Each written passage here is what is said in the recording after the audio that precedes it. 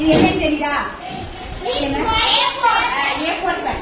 இந்த A4 பேப்பர்ல இருந்து நாம ஒரு மேத்ஸ் மேஜிக் கத்துக்கலாமா? சரி, இப்ப இதனுடைய லென்த் என்னவா இருக்குன்னு நினைக்கிறீங்க?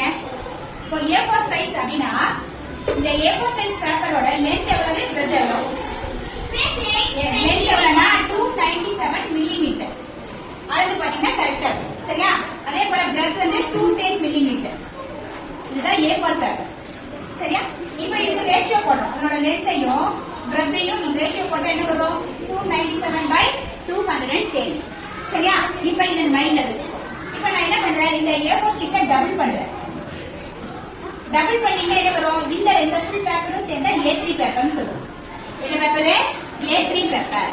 அடுத்து என்ன பண்றேன், இந்த A3 பேப்பரை டபுள் பண்றேன். A3 பேப்பரை டபுள் பண்ணோம்னா நமக்கு என்ன கிடைக்கும்னா இது A2 பேப்பர். இந்த லென்த் பிரதி இருக்கக்கூடியது A2 பேப்பர். இது எல்லாத்துக்குமே லென்த் பிரதி ரேஷியோ போட்டோம்னா A297/210 தான் வரும். சரியா? அடுத்தது இந்த A2 பேப்பரை டபுள் பண்றேன். இந்த A2 பேப்பரை டபுள் பண்ணா இந்த லென்த்துக்கு என்னன்னா A1 பேப்பர்னு. இதெல்லாம் என்ன paper? A1 paper. A1 paper சைஸ்னு சொல்லுவோம். சரியா? இப்போ இந்த A1 நான் டபுள் பண்றேன். இந்த A1 டபுள் பண்ணா வரக்கூடியது A0. இதனுடைய லென்த் பிரதி ரேஷியோ போட்டு சிம்பிளிஃபை பண்ணீங்கன்னா என்ன வரும்? 297/210 வரும். இப்போ இந்த A0 அப்படிங்கிறது என்னன்னா 1 மீட்டர் ஸ்கொயருக்கு ஈக்குவல். எதுக்கு ஈக்குவல்? 1 மீட்டர் ஸ்கொயருக்கு ஈக்குவல். இப்போ இந்த மேத்ஸ் மேஜிக்கை கத்துக்க போறோம். இப்போ எல்லா ரேஷியோவையும் நீ கம்பேர் பண்ணா உனக்கு என்னதான் வருது?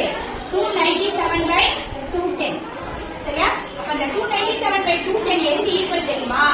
√2 √2 இதனுடைய மதிப்பு என்னன்னா 1.414. இதனுடைய மதிப்பு என்ன? 1.414.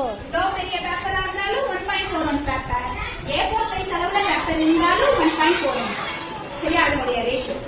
ஓகேவா? அங்கதான் என்ன நம்ம கண்டுபிடிக்கிறோம், மேத்ஸ் வந்து எவ்வளவு ஒரு விந்தையானது அப்படிங்கறது தெரிஞ்சுக்கணும். மேத்ஸ்